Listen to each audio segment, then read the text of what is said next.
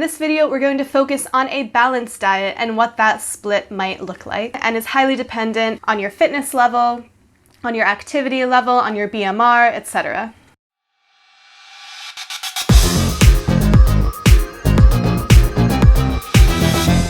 Hi there, welcome back to my channel. Today we're going to be talking about macromolecules, a brief overview 101.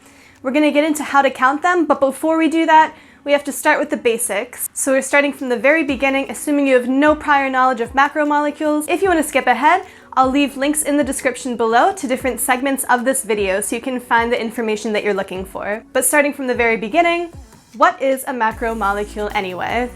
The Oxford Languages definition is a molecule containing a very large number of atoms, such as a protein, nucleic acid, or synthetic polymer. Basically, there are four major categories of macromolecules. You have carbohydrates, lipids, proteins, and nucleic acids. So we're going to talk about those first three. That's our focus for today because nucleic acids are DNA, and that's not really going to be affected by our subject today. So when we talk about macromolecules, we're talking about carbs, fats, and proteins. Carbohydrates and proteins will contribute 4 calories per gram to your diet, and fats will contribute 9 calories per gram. When it comes to carbohydrates, you have simple and complex carbs. Simple carbs are going to be broken down by the body more quickly to be used as energy. They have therefore a higher glycemic index, and that's going to be your sugars and your starchy refined foods. So like white bread, sugar, fruits. And then you have complex carbs, which are basically just simple carbohydrates stuck together. So it's a long chain of simple carbohydrates. Therefore, it takes your body a little bit longer to break those down because they have to break them into simple carbohydrates first and then break them down to create energy for your body. These can be starchy or fibrous and are going to include things like beans, legumes, vegetables, whole grains, all the stuff that we would consider more healthy carbs.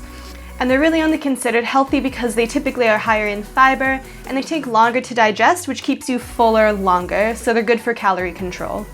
Nothing wrong with simple carbs except sugar can be addicting, which can become a problem, but on their own, not an issue. They're just going to digest more quickly. That being said, fiber is super important for your diet, for digestion, so that's another reason to stick to the more complex carbs. Segueing for a second into glycemic index, the definition for that, Oxford Languages says a system that ranks foods on a scale from 1 to 100 based on their effect on blood sugar levels. So after a couple hours of eating food, what are your blood sugar levels? They're going to be higher from a food with more simple carbohydrates because they're broken down more quickly versus the complex ones which are slower to digest. This is important if you have diabetes or are otherwise worried about your blood sugar levels. Otherwise, I wouldn't worry about it too much. There are 5 primary functions of carbohydrates in the body. They are energy production, energy storage, building macromolecules, maintaining protein levels and muscle, and assisting in lipid metabolism. Carbohydrates are stored as glycogen, mostly in your muscles and also in your liver, to help maintain functions. You have roughly 500 grams of carbohydrates stored in your muscles and roughly 100 in your liver. They are also super important for brain function because your brain pretty much only uses glucose for energy and to function unless it's under starvation conditions. So carbohydrates are super important for a balanced diet. All of this information, by the way, is referenced below if you want to go check it out for yourself. Next up, we have lipids, fats, which we're going to just really quickly break down into unsaturated and saturated fats. Oxford Languages says triglycerides are the main constituents of natural fats and oils. So triglycerides have 3 fatty acids attached to them, and each of these fatty acids can be saturated or unsaturated. So saturated fats means there are no double bonds in the chain. Unsaturated fats, you have mono and polyunsaturated fats. Mono would be 1 double bond somewhere in the chain. Poly is multiple. And then trans fats are unsaturated fats, but oftentimes their double bond is in an unnatural place where you wouldn't normally find it in a naturally unsaturated fat. This can cause them to interact with your body differently and is a big reason why we try to stay away from trans fats. Which brings us to proteins, which is arguably one of the most interesting macromolecules, at least for our purposes today. Proteins are made up of amino acids, which are grouped into polypeptides, which make up part or all of a protein. Our body produces a lot of the proteins that we need, but there are 9 essential amino acids, meaning ones that our body does not produce, so we have to get them from our diet. Real quickly, those 9 essential amino acids are histidine, isoleucine, leucine, lysine, methionine, phenylalanine, threonine, tryptophan, and valine. Try to say that 5 times fast. One protein that people like to focus on a lot is collagen, and it's the most abundant protein in our body. It's made naturally.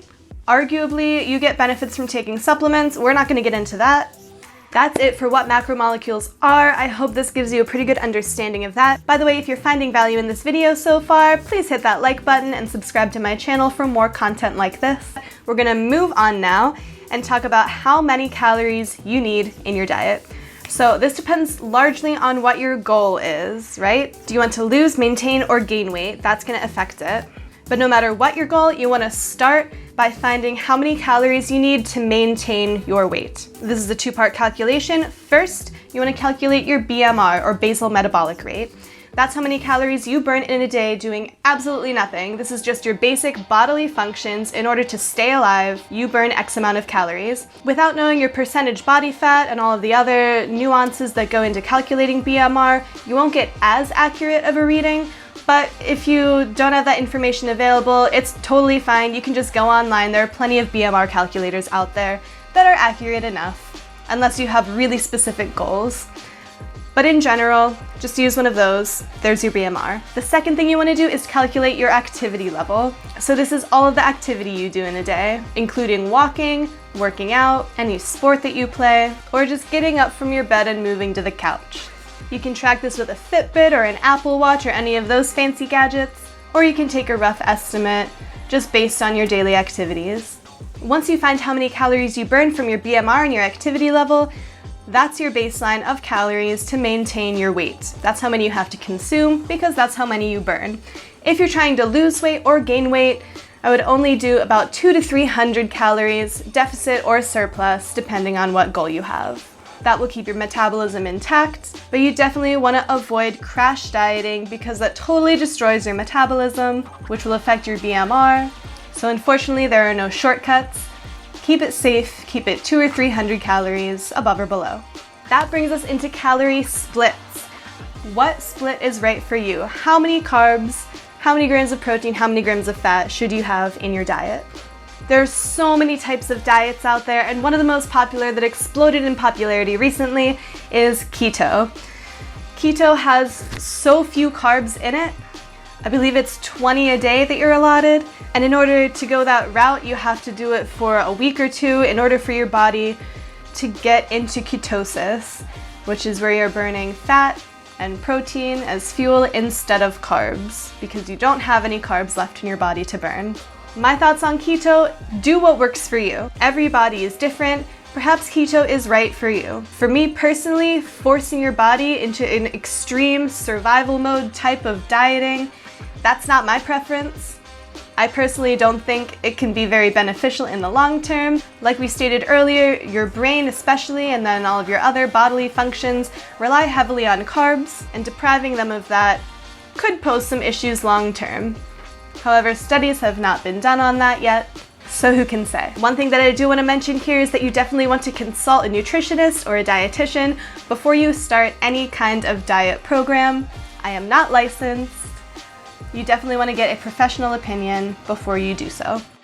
It's a lot easier for your body to store fat than it is to store glucose on a calorie-to-calorie basis, which makes sense because fat is so much higher in calories than carbohydrates.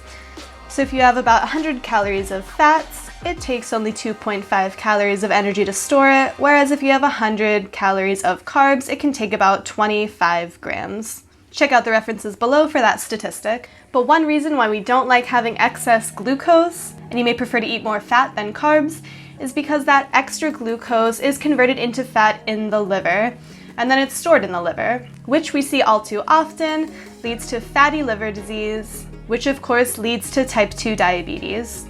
For that reason, a lot of weight loss diets are low in carbohydrates. In this video, we're going to focus on a balanced diet and what that split might look like. So of course for a balanced diet, your split depends on your goals. When we're talking about maintaining weight, the typical advice is about 1 gram of protein per pound of body weight. If you're looking for some extreme muscle gain, you can go up to 2 grams of protein per pound of body weight. Any more than that, and it's really tough on your liver. It's just hard to process that much protein, and definitely takes a toll. Is it an American phenomenon? Possibly. Apparently, the United States cares about protein intake way more than almost any other country. Bodybuilding is also a lot more popular here than in other countries, so it all depends on your goals, of course. You can also say that you want about 20% of your total caloric intake to come from protein. For the average healthy adult, that's going to be about 1 gram per pound of body weight.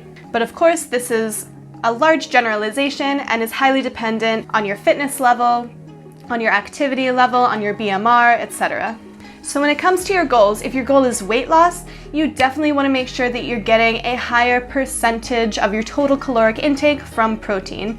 You want to maintain it at about 1 gram per body weight, or if you're really looking to get shredded, even more, up to 2 grams. But if you dip below that and you're losing weight, you're in a calorie deficit, you're going to be losing more muscle than is necessary.